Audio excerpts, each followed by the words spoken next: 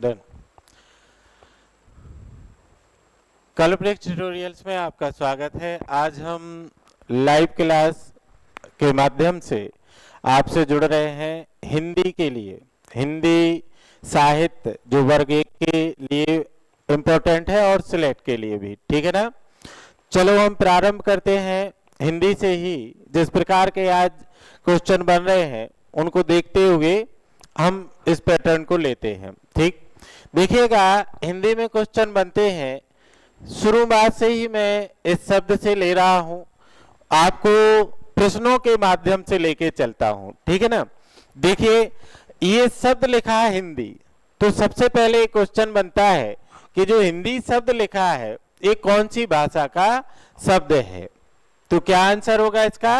हिंदी फारसी भाषा का शब्द है। बहुत सारे बच्चे इसको हिंदी या फिर संस्कृत लगा देते हैं, जबकि हिंदी कौन सी भाषा का शब्द है? फारसी भाषा का शब्द है, ठीक है ना। दूसरा यहीं से एक क्वेश्चन बनता है कि हिंदी की लिपि क्या है। हिंदी की लिपि क्या है? तो हिंदी की लिपि क्या है? देवनागरी। हिंदी की लिपि है देवनागरी। ये क्वेश्चन बहुत पहले से आ रहा है, तो ये तो लगभग अब आएगा ही नहीं, आएगा तो हर कोई कर लेगा। लेकिन क्वेश्चन बनता है कि देवनागरी लिपि जो है वो कौन से लिपि से बनी हुई है। देवनागरी लिपि कौन सी लिपि से बनी हुई है? तो इसका आंसर क्या बनेगा? ब्राह्मी लिपि से। ध्यान रखना, ये ब्राह्मी भी बहुत लोग ऐसे लिखते हैं, देखो ऐसे नहीं लिखना है, ये वर्तनी में आता है। निम्न में से कौन सा शब्द शुद्ध है? तो ये ब्राह्मी लिखते हैं, गलत है। आप देखिए हा आधा माँ पूरा है, जबकि बच्चे क्या लिखते हैं? आधा माँ और हा पूरा। ये आपका गलत होगा, तो आप इस पे ध्यान दें। साथ साथ वर्तनी भी चलेगी आपकी, आपको अलग से वर्तनी नहीं होती है, यहीं पे सब कुछ हो जाएगी, ठीक है ना। चलिए, तो दूसरा क्वेश्चन अपना बना था कि देवनागरी लिपि कौन सी लिपि से निकली हुई है, तो उसका आंसर हो गया ब्राह्मी लिपि, ठीक है ना। अब बात आती है कि लिपि तो देवनागरी है, ब्राह्मी है, फारसी है, रोमन है, लेकिन लिपि क्या है? लिपि को भी तो देखना है।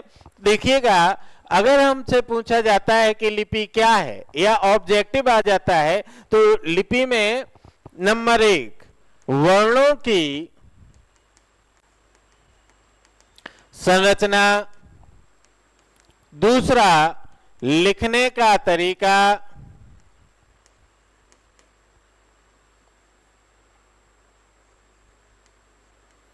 लिखने का तरीका, और तीसरा संकेत आदि को लिपि कहा जाता है। ये ऑब्जेक्टिव बनेगा। लिपि है वर्णों की संरचना ए, बी लिखने का तरीका, सी संकेत, डी ऑप्शन बना देगा उपरोक्त सभी। तो आंसर क्या हो जाएगा इसका? सभी, ठीक है ना।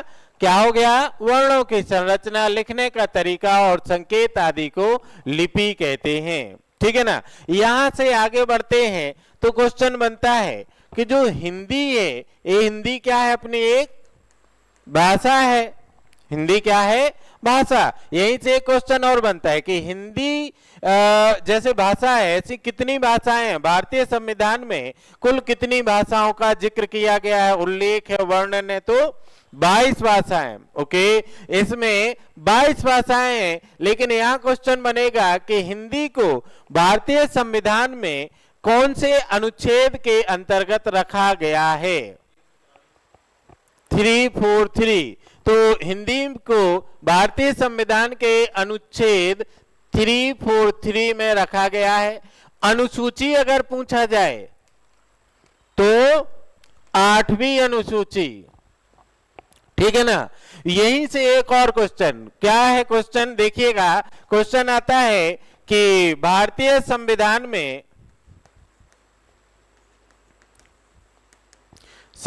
में हिंदी को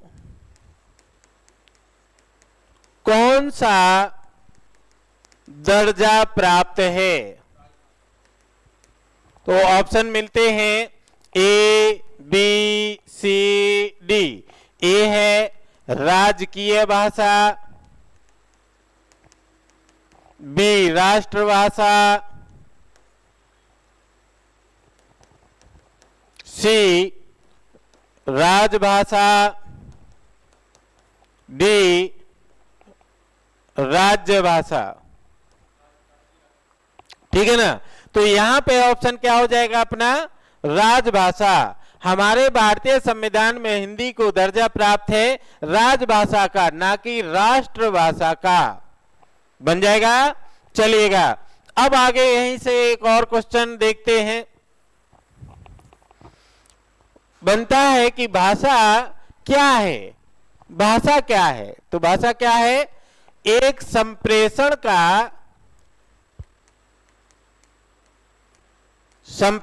का माध्यम जो है वह क्या है, भाषा है। ठीक है ना। अब यहां से अगर संप्रेषण का माध्यम आ गया तो पूछ लिया जाता है क्वेश्चन क्या, कि संप्रेषण कितने प्रकार का होता है। ठीक है, संप्रेषण कितने प्रकार का होता है, तो संप्रेषण 3 प्रकार का होता है। कौन कौन सा, पहला आपका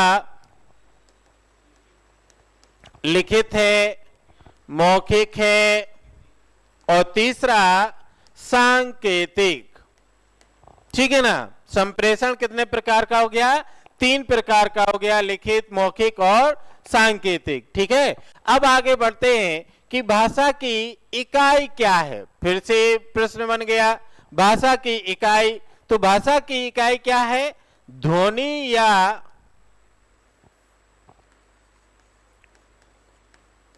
वर्ण। ठीक है ना, ध्वनि या वर्ण। तो देखो यहां पे जब वर्ण आ जाता है तो ये क्या है, इकाई है। अगर उल्टा पूछ लिया जाए कि वर्ण क्या है, तो क्या हो जाएगा, वर्ण क्या है, अरे भाषा की सूक्ष्मतम इकाई वर्ण है। भाषा की सूक्ष्मतम इकाई मतलब अब इसके टुकड़े नहीं किए जा सकते। इकाई मतलब यूनिट, अब इसको और डिवाइड नहीं कर सकते। जैसे हम कहते हैं परमाणु, परमाणु क्या है, सूक्ष्मतम कण माना गया। डाल्टन क्या कहते हैं, the smallest particle that can not be divided further. ठीक है ना, वह छोटे से छोटा कण जिसे द्वारा विभाजित ना किया जा सके, वैसे ही वर्ण है। इसको आप विभाजित नहीं कर सकते, अगर विभाजित हो रहा है तो वो वर्ण नहीं है। ठीक है ना, तो इस आधार पर अगर देखा जाए तो वर्ण अपने कितने हो गए, 3 हो गए। पहला अपना स्वर, दूसरा अयोगवाह, और तीसरा व्यंजन। ठीक है, स्वर, अयोगवाह और व्यंजन, ये 3 प्रकार के अपने पास क्या है, वर्ण हैं। स्वरों को परिभाषित करना हो तो स्वर की परिभाषा क्या बनती है, लिखते जाएंगे साथ में। वे वर्ण जिनके उच्चारण में, वे वर्ण जिनके उच्चारण में अन्य वर्णों की सहायता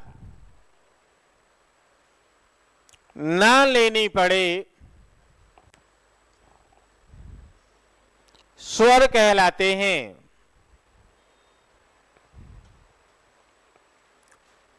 स्वर कहलाते हैं।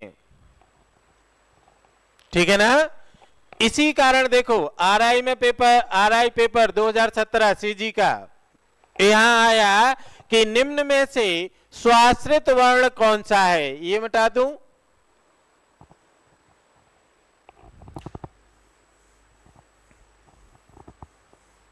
देखो क्वेश्चन बना, निम्न में से स्वाश्रित वर्ण कौन सा है। ठीक है ना, option A, B, C, D. ए, आ, हा, मा, ज्ञा, क्या बन जाएगा, अ। क्यों कहा स्वाश्रित इसको, क्योंकि वह स्वयं पर आश्रित है, इसके उच्चारण में किसी अन्य वर्ण की सहायता नहीं लेनी पड़ती, इसलिए ये क्या हो गया अपने स्वाश्रित, मतलब दूसरे उसी में आगे लिखेंगे, ऐड करें। इसी प्रवृत्ति के कारण इन्हें स्वाश्रित भी कहा जाता है, स्वाश्रित वर्ण भी कहा जाता है।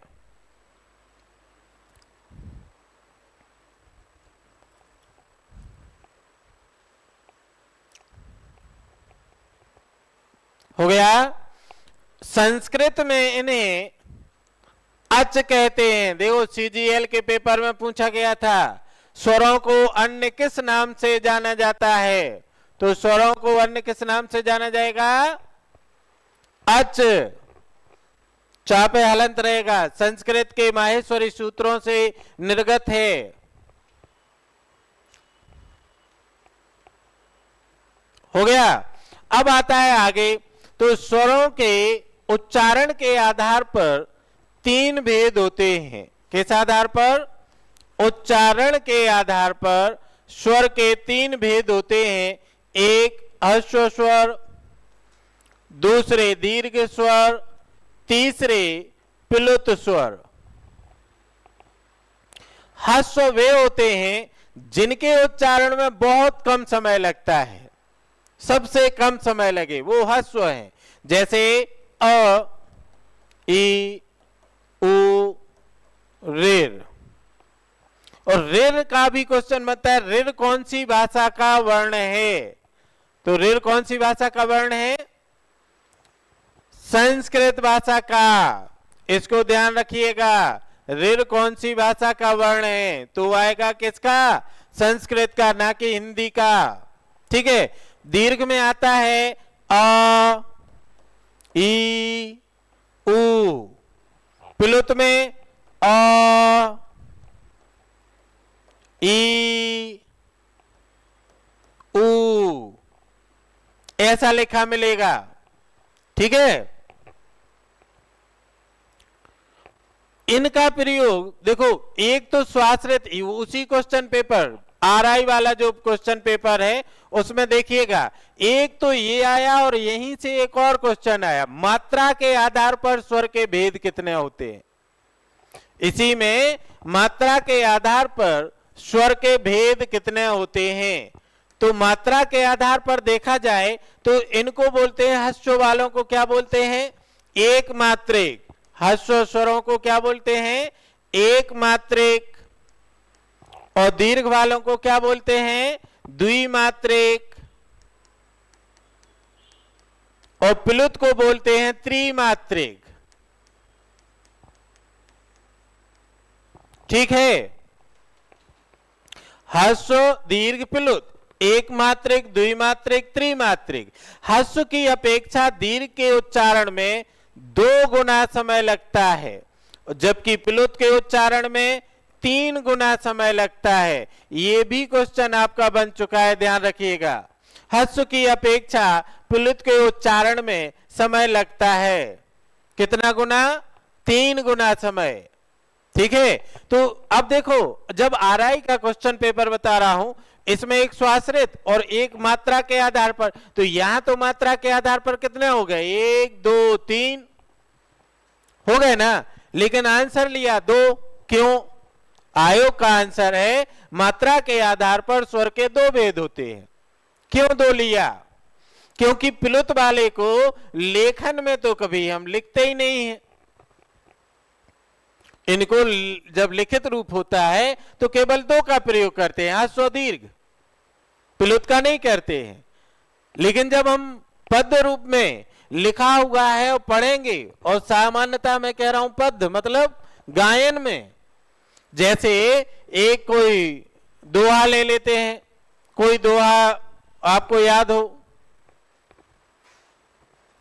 चलो मैं बताता हूं। जैसे देखो, एक दोहा है जिसके पीछे एक आता है बीत और एक आता है प्रीत।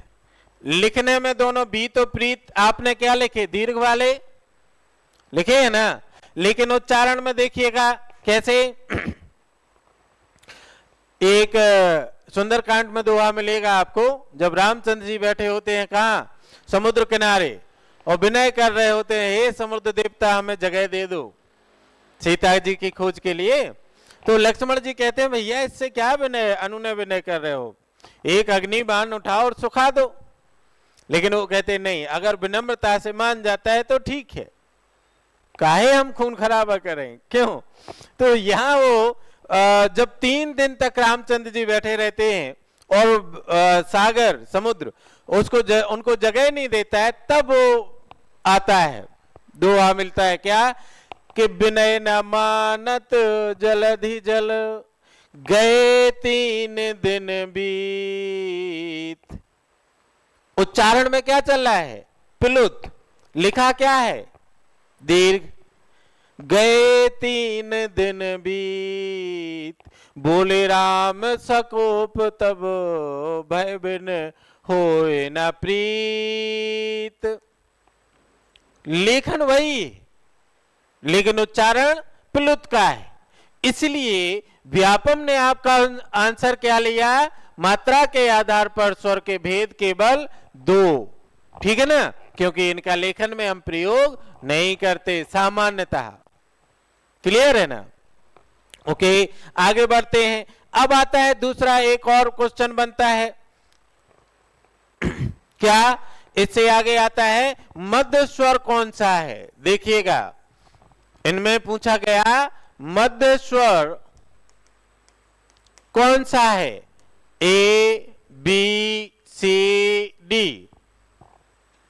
एक क्वेश्चन मुझे मिला था, समीक्षा अधिकारी का पेपर होता है लोअर यूपीएससी यूपीपीएससी, उसमें आया था मध्य स्वर कौन सा होता है, फिर कई जगह टकरा है मुझे, जिसमें आप बताइए आ ई और उ, ये 4 ऑप्शन है, मध्य स्वर कौन सा है, A B C D. B मध्य स्वर है ए। कैसे, ए मध्य किस आधार पर लिया, जीभ के आधार पर लिया है। लिखिएगा आगे, जीभ के आधार पर स्वर के 3 भेद होते हैं। देखिए कौन कौन से, देखो वहां लिखा नहीं होता है कि जीभ के आधार पर पूछ रहे, क्या पूछ रहे हैं, डायरेक्ट क्वेश्चन आया, निम्न में से मध्य स्वर कौन सा है।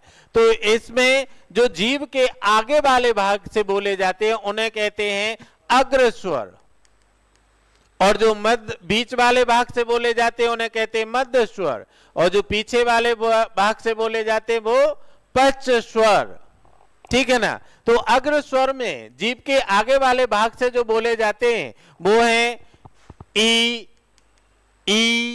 ए, ये देखिएगा जीभ के आगे वाले भाग से बोले जाएंगे। मध्य में आता है अ, जब अ बोलते हैं तो जीभ का ये वाला भाग दोनों पार्श्व भाग में लगेगा, ऐसे चौड़ा हो जाएगा, लेकिन अ पीछे कंठ से आएगा, उ, ठीक है ना। ये यहां पे आएगा आ, उ, ओ,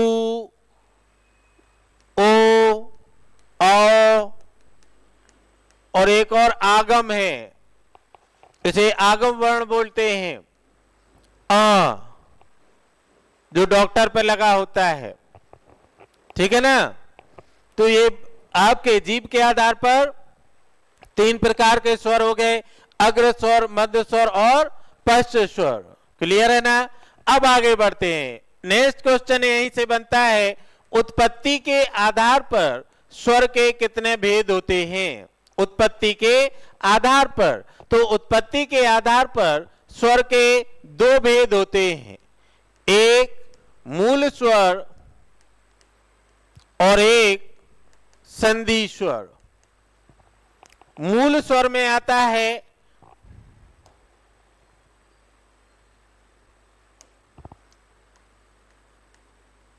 अ, ई, उ, ऋ, ठीक है ना, अ, ई, उ, ऋ, ठीक है।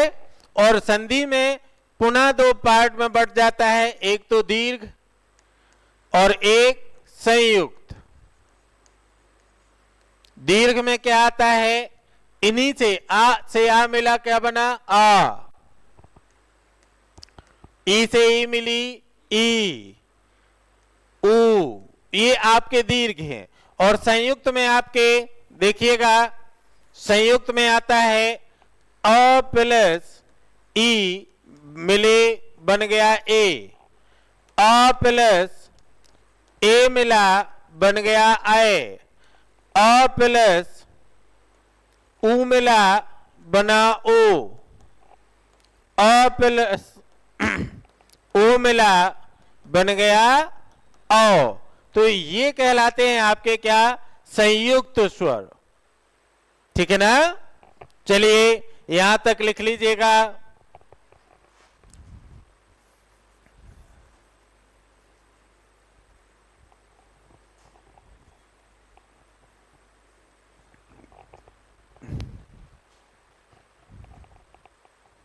समझ में आ रहा है ना। ओके,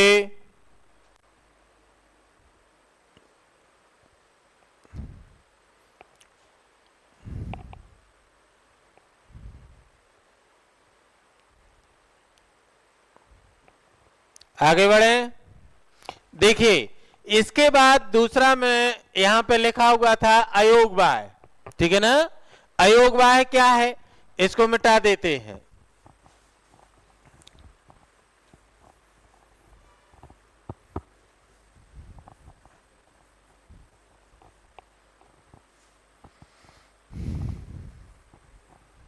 देखो पहला अपना क्या हो गया, स्वर ए कंप्लीट। दूसरा है अपना क्या, अयोगवाह। अयोगवाह वर्ण क्या है। तीसरा अपना आएगा व्यंजन। तो देखो परिभाषा के लिए अयोगवाह को देखें तो परिभाषा कैसे बनाते हैं, अगर समझ में ना आए तो देखिएगा। सबसे पहले आप इसका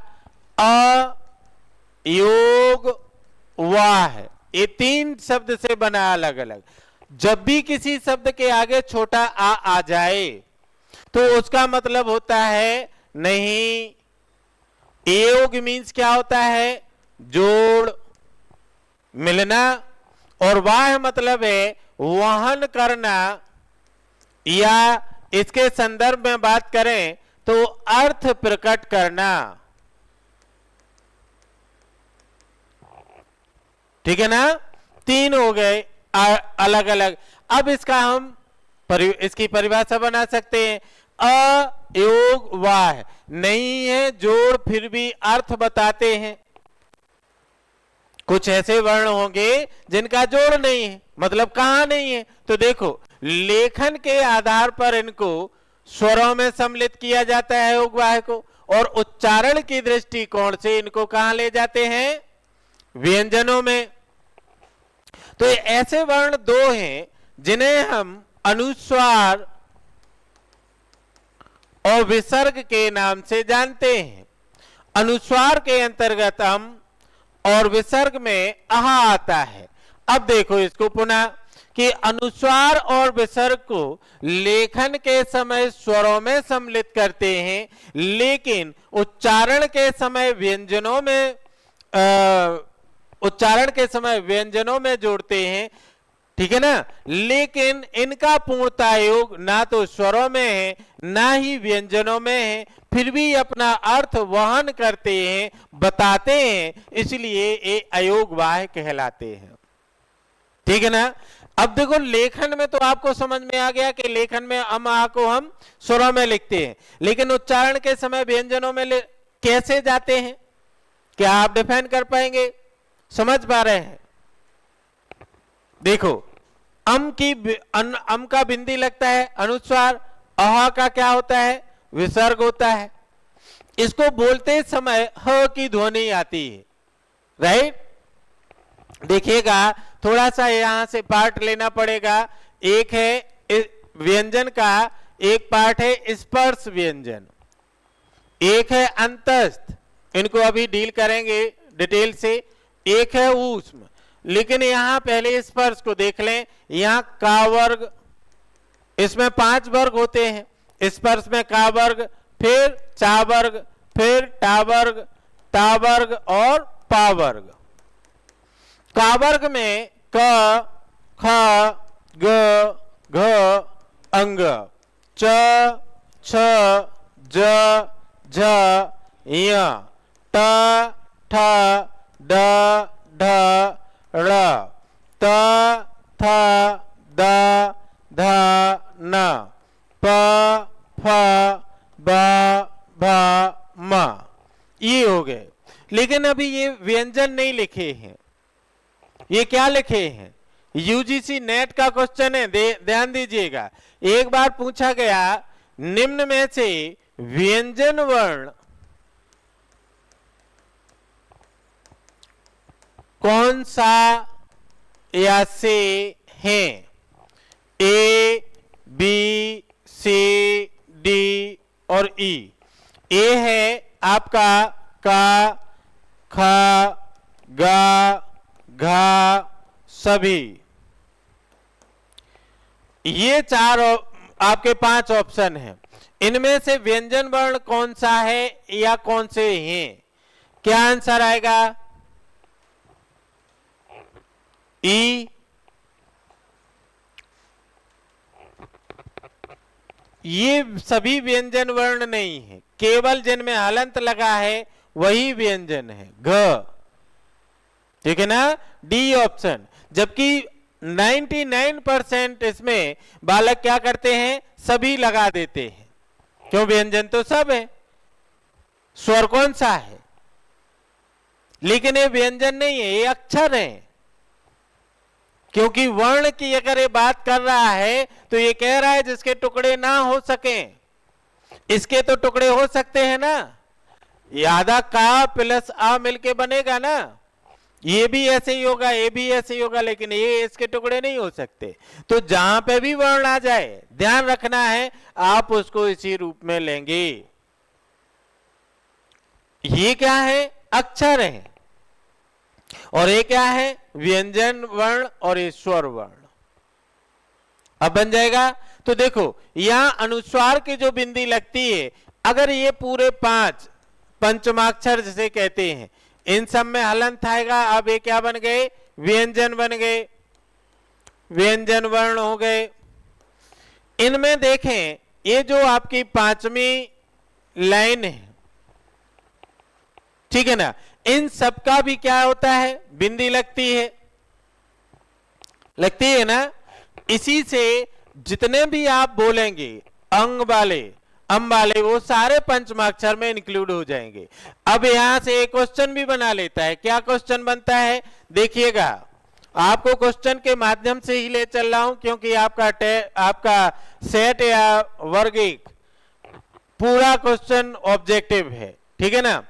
एक एक क्वेश्चन मिलेगा, कोई बाहर नहीं होगा।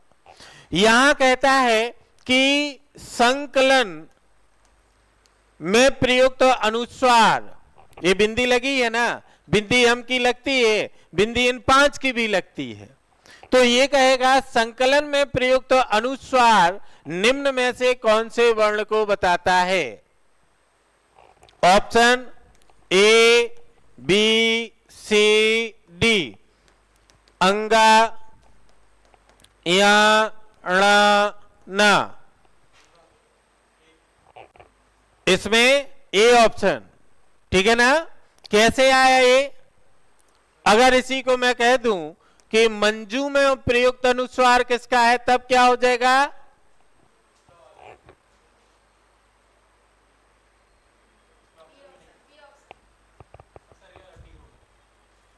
मंजू में प्रयुक्त अनुसार, अभी सही नहीं पहुंचे हो।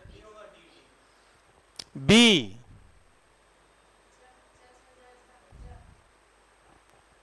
देखो इसमें बिंदी लगाते कैसे हैं? ये सा पे बिंदी है, सा के बाद क्या है? का। तो का वर्ग का पंचमाक्षर क्या है? अंगा। तो इसका अगर बिंदी हटा के लिखेंगे, अनुस्वार हटा के, तो आप संकलन ऐसे लिखेंगे, यही शुद्ध माना जाएगा। अगर मंजू का बिंदी हटाएंगे तो मंजू ऐसे आएगा, ना कि ना वाला आएगा। अगर इसके बाद जिस पे बिंदी रखी उसके बाद कोई भी वर्गीय व्यंजन है तो उसका मतलब है कि वो उसके पंचमाक्षर की है। ठीक है ना। इसी पैटर्न में एक तो पैटर्न है था किसका, अयोगवाह का, लेकिन क्वेश्चन क्या पूछा, इससे डायरेक्ट क्वेश्चन आया था 2014 यूपी टेट। अम और आहा जो ये अनुस्वार और विसर्ग है, इसमें पूछा था अयोगवाह के अंतर्गत निम्न में से कौन से वर्णों को रखा जाता है। तो उसमें अम और आहा नहीं था, उसमें था अनुस्वार और विसर्ग। तो ऐसे अगर पूछे अनुस्वार विसर्ग तो भी वही है, अगर अनुस्वार विसर्ग ना दे तो अम और आहा लिख के देगा तो भी सही है। ठीक है ना। इनको एक और नाम देते हैं, इनका एक नाम और है मध्यस्थ वर्ण। क्या नाम है, मध्यस्थ वर्ण, अयोगवाह या मध्यस्थ वर्ण। ठीक है ना, ध्यान रखना है इसको, अभी इस पे क्वेश्चन बनेगा। तो यहां पे फिर से पुनः इसी पे लौटते हैं। इस संकलन में प्रयुक्त अनुस्वार क्लियर हो गया। अगर किसी पे भी बिंदी लगी है और उसके बाद वर्गीय व्यंजन है तो उसी वर्ग का वो पंचमाक्षर है।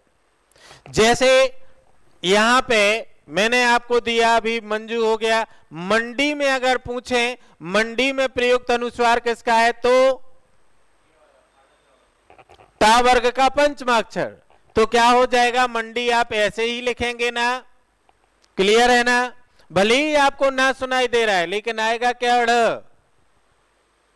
बन रहा है। एक पैटर्न तो ये है इसके पूछने का, एक पैटर्न और बता रहा हूं।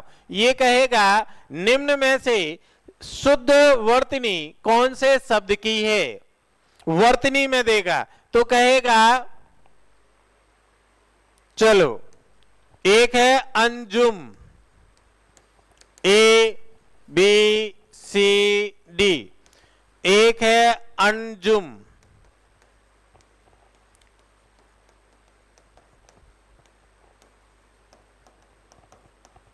ये चार ऑप्शन दे दिए।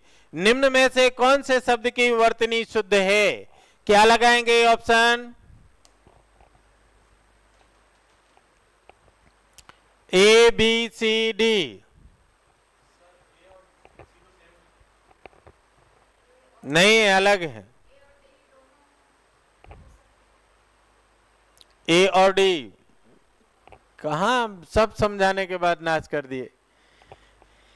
ये वाला ऐसी कंडीशन में केवल सी सही माना जाएगा, ना कि ये। कारण यहां बिंदी 5 की लगती है, देखो 5 वर्णों की बिंदी लगनी है। अब कौन से वर्ण की लगी है क्लियर नहीं है ना। बिल्कुल वैसे कैसे, जैसे कोई लड़की दिखती है, मांग भरी है तो लगता है हाँ शादीशुदा है, लेकिन किसके नाम की भरी है, क्लियर नहीं है ना। यहां देखो मंगलसूत्र में ही डाल के घूम रही है, क्लियर है ना। तो आपका कौन सा सही होगा, सी ऑप्शन। ठीक, ओके आगे बढ़ते हैं। तो यहां पे ये जो अनुस्वार है वो वर्गीय व्यंजनों के पंचमाक्षर के रूप में बोले जाते हैं, और जो विसर्ग है वो उसमें आता है ह के रूप में बोला जाता है। ठीक है ना। इसीलिए इनको ना तो ये रखते हैं पूर्णता और ना ही व्यंजन रखते हैं। वो कहते तुम खाते इधर हो रहते इधर हो, भाई खाओ किसी के यहाँ और सोने किसी के और जाओ, कोई भी एक्सेप्ट नहीं करेगा, ना खाने वाला ना सोने वाला। ठीक है ना। तो यहां पे इनको क्या कह दिया, अयोगवाह या मध्यस्थ वर्ण। समझ में आ रहा है ना। पुनः अब इसकी परिभाषा लिख लेंगे, लिखो मैं बोल रहा हूं, लिखें अनुस्वार एवं विसर्ग को, अनुस्वार एवं विसर्ग को लेखन के समय, लेखन के समय स्वरों में सम्मिलित किया जाता है एवं उच्चारण के समय व्यंजनों में सम्मिलित किया जाता है। लेकिन इनका पूर्णतः योग ना तो स्वरों में है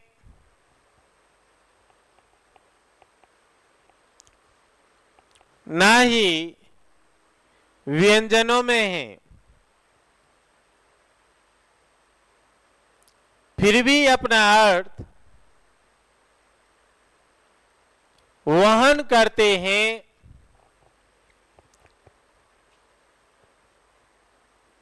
इसलिए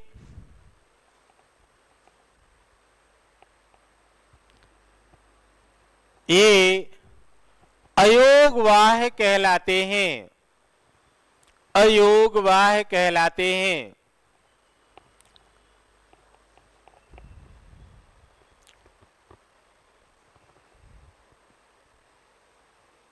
ओके, चलिएगा।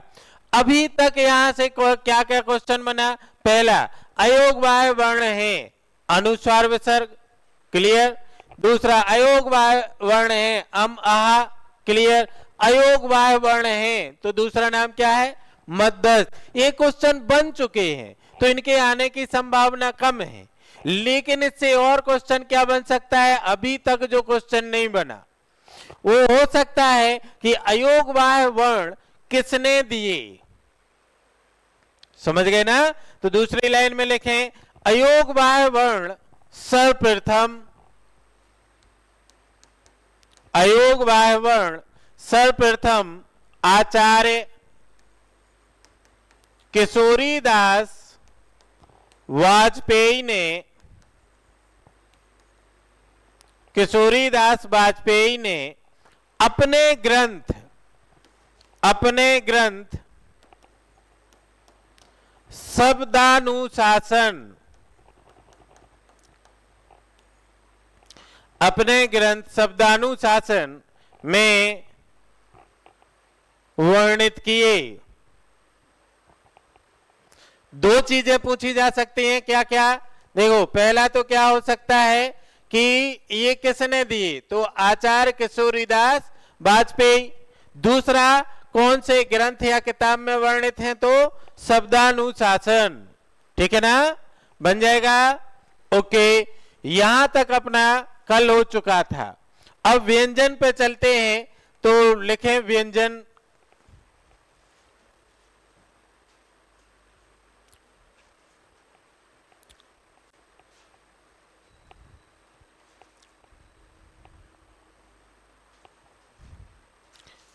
व्यंजन लिखें वे वर्ण जिनके उच्चारण में, वे वर्ण जिनके उच्चारण में स्वर वर्णों की आवश्यकता पड़ती है, स्वर वर्णों की आवश्यकता पड़ती है, व्यंजन वर्ण कहलाते हैं।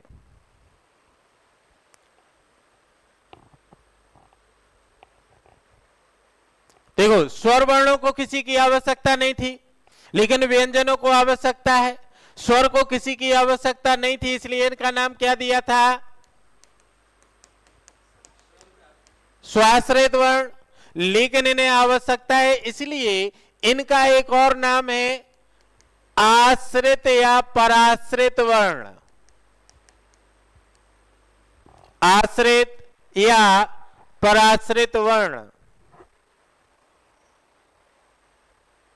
ठीक है।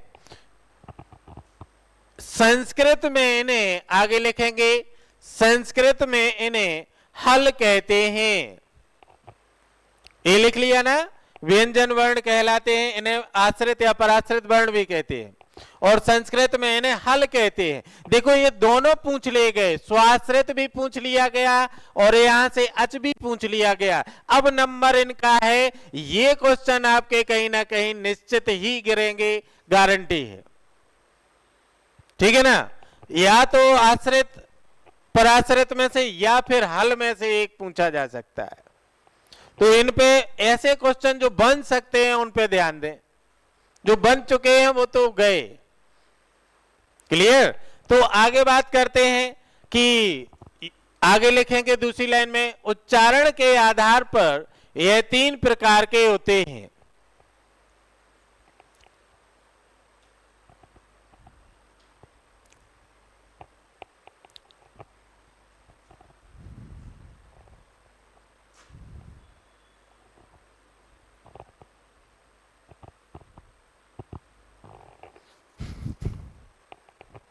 स्पर्श हो गए थे। अंतस्थ स्पर्श को एक और नाम देते हैं क्या? वर्गीय व्यंजन। क्या है? वर्गीय व्यंजन, क्योंकि इसमें 5 वर्ग हैं। ऐसे ही आपके क्या है? ये दूसरे अंतस्थ और तीसरे ऊष्म या संघर्षी। तो देखिएगा, अंतस्थ को एक और नाम देते हैं मध्यस्थ, और इसके अंतर्गत आते हैं य, र, ल, व। यहां पे श, स, स, ह।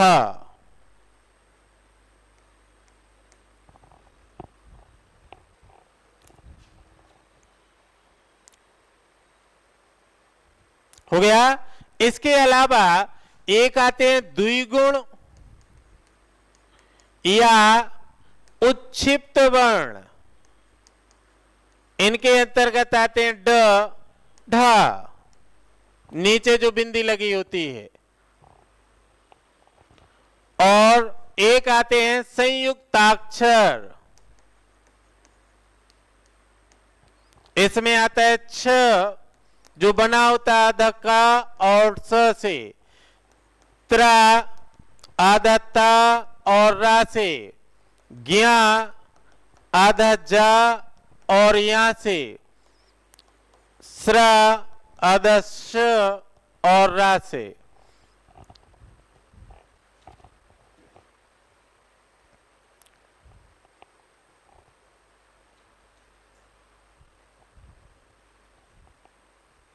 समझ में आ रहा है?